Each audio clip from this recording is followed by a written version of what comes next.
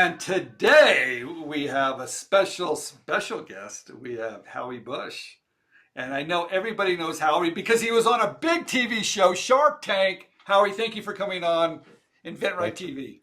Thanks for having me. Always a pleasure, Stephen. No, Howie, let's talk about Shark Tank. Sure. Because I remember when you first got that call and you were pretty excited about it. I remember, but you were worried too, weren't you? I mean, bring us back to that time when you first got it. How did you feel? Well, I don't know that I would say I was worried. I knew that it was a little early. You were worried. You were like, maybe you shouldn't go on it. Maybe you're not really ready for prime time. They're going to kill you. They're going to rip you apart. And so maybe that got me a little worried. But in fairness, the truth is, they were asking me. They reached out to me. I would not have told you that I was, I or my product was ready to go on Shark Tank, or that this was the right product to go on Shark Tank with necessarily. I literally had done a Kickstarter. I was 1 week into my Kickstarter when they reached out to me. So I knew it was early, right? But I feel like this. If you're asking, I'm going. All right, good. And it worked out well. So first of all, let's jump in. What's your product? Now you're wearing it. It's called the DudeRobe. I really like it. You did a great video. We'll talk about that too. You're wearing it now. You're looking good. Tell us about it. What are the big benefits, Howie, of this? Because people are loving it. Thank you. So, here's what happened. Here's how I came up with the idea, which will tell you like the benefits of it. I am not a bathrobe guy.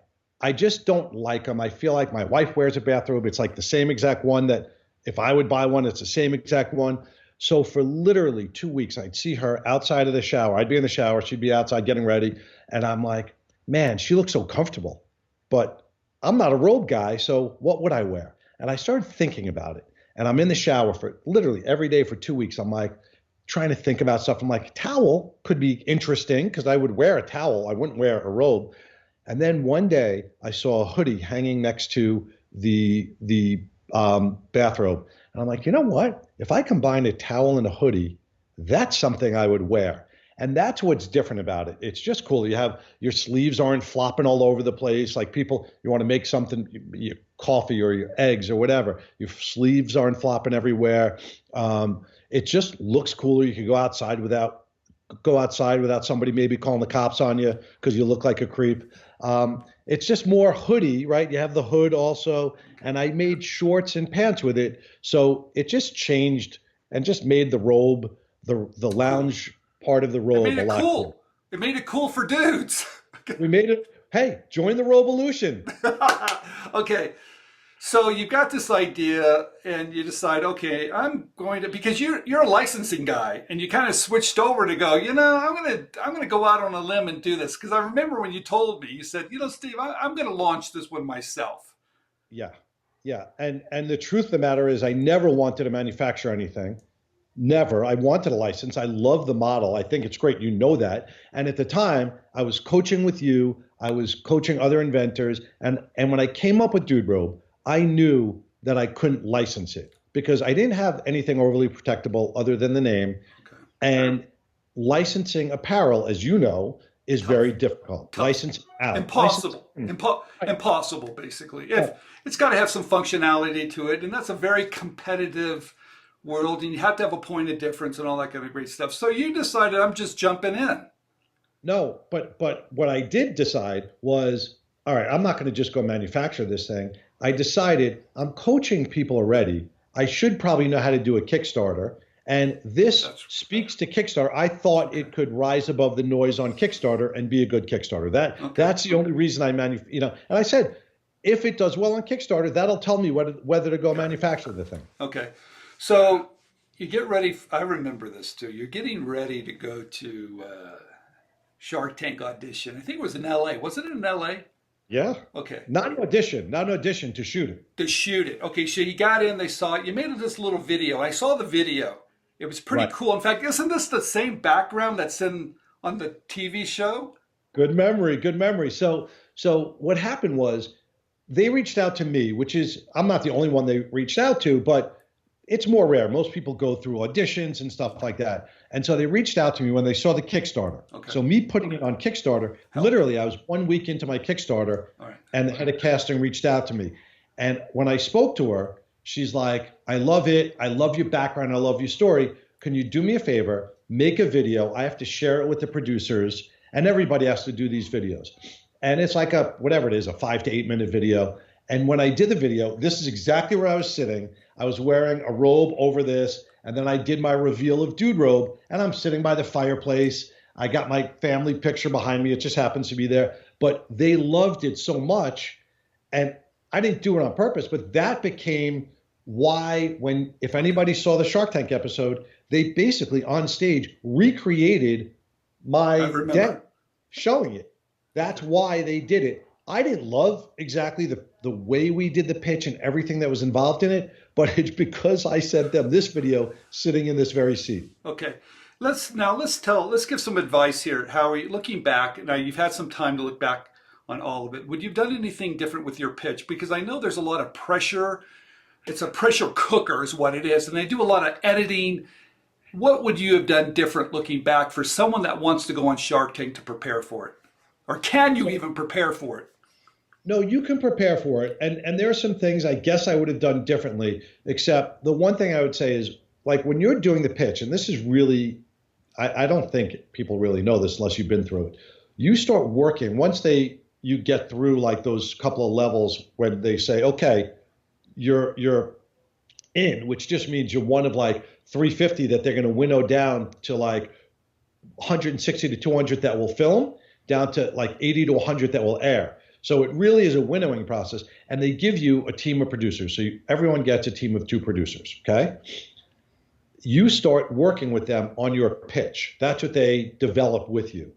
And I don't know if I would have done this differently or not, but they kind of pushed me, a little bit pushed me. I shouldn't say it like that, but I kind of like was pushed a little bit into this, sitting exactly where I am and doing it like that. And it got to be a little theatrical. And I think I lost a little bit and my pitch was good, but it was a little too theatrical and lost kind of like the benefit of it and like what's cool about it. And and if you think about it, it makes sense. Like, producers are theatrical people. The sharks are business people. So there's a bit of I don't want to call it a disconnect, but there is a bit of a difference in how a producer views things versus how a shark views things. That's a great point, because Howie, they asked some tough questions, didn't they? And that point of difference, I remember, you didn't allow to really hit the selling points like you're talking about, because it was set up more for TV. And the sharks are pretty sharp. And I mean, they're going to hit you with, hey, what's your point of difference? It's a very competitive environment. So did it hit you off guard a little bit that they came at you that way? Did you think they were coming, or you didn't have enough time to answer those questions during your pitch? Yeah, so there were a few different things. So first of all, obviously there was more than you saw, right? It's heavily edited. So I wasn't really thrown off guard by anything, but I didn't expect, here's what I didn't expect. I thought Mark Cuban was going to love it, and I thought he was going to love me. And when I left and I was talking to my wife or my friends, whatever, I said, I'm going to film, whatever. And I'm like, I was in my head, like, I knew I was early. I knew I was very unlikely to get a deal. I didn't even have goods in the country yet. Okay. Right? And my samples that were made, I had one good set of samples. The other samples that were made were terrible. I didn't want them to touch them. So I didn't even have enough samples for all of them. So I would say, when I left here, I said, I'm 25% likely to get a deal, 75% unlikely. Right. And my 25% that I thought was likely was, I thought I was charming enough that I'd be able to convince them that this was a great idea without having a ton of sales other than Kickstarter. And clearly, as you know, I'm not as charming as I think I am. I think you are. Howie, tell me this. Looking back, how important is to have that practice of pitching in front of people? Because there's always going to be questions coming out of left field maybe you're not aware of, or maybe you're not thinking of. How important is it to do it over and over and over again, in your opinion? It's important. And I did it in front of a couple of different groups of friends. But here's what's different. Like, the sharks definitely ask different questions than other people ask. People try to think what the sharks will say, like them saying about the point of difference that you asked about. That, I don't want to say it threw me. I was a little surprised by it because I thought the point of difference was pretty obvious. And so when they like didn't get it in a way, Okay. I knew they weren't. I came up with a line afterwards. I said to my producers, I screwed up my exit interview. I thought of a better line. And, they said to me, they didn't get it, whatever. And I just said, yeah, everyone's different. Maybe they weren't the right demographic, whatever. And what I should have said is I said to my producers after I was already like, the cameras were away. I'm like, man, I should have said, I guess that's why they call it the Shark Tank and not the Dude Tank. Oh. And they said, yeah, that would have been good. Okay. All right. Okay. Last question. How has the show impacted you? I mean, you can't put a price on it. So let's talk about the brand of DudeRobe versus the brand of Howie. I mean, it's the brand of DudeRobe. I had, sales and eyeballs, and people talk to me about it all the time. And I still have people buying because they saw it on a rerun or whatever. So the brand of DudeRobe, and it's a calling card. When I go to speak, like I have NBA teams buying them for the locker room now, right? And they do branded ones that are the Knicks or the Utah Jazz or the Nets and things like that. And I have players ordering them. And that's great. And the calling card of this was, as on Shark Tank, is a big deal, right? I'm doing something coming up soon enough on one of the ABC shows like Michael Strahan, like the Good Morning America. They have deals and steals on Good Morning America, The View, and Michael Strahan show. I'm doing a Father's Day special on that. That doesn't come without the Shark Tank experience. So the brand DudeRobe, phenomenal. Okay. The brand of Howie and what comes with that, you become part of this Shark Tank community. Like we have our own private group, and we help each other with what's working on Amazon. Do you have a good person? Do you have a good fulfillment center, a good Facebook marketing person? And we all help each other. It is unbelievable, this community network, this peer group that we have that helps each other. People in that group, if you ask, I would say 80 to 90% of people who have been on Shark Tank, other than the notoriety and their sales for their brand, the best thing they say about being on Shark Tank is being part of that group. Yeah, being community. So the Sharks were wrong, Howie.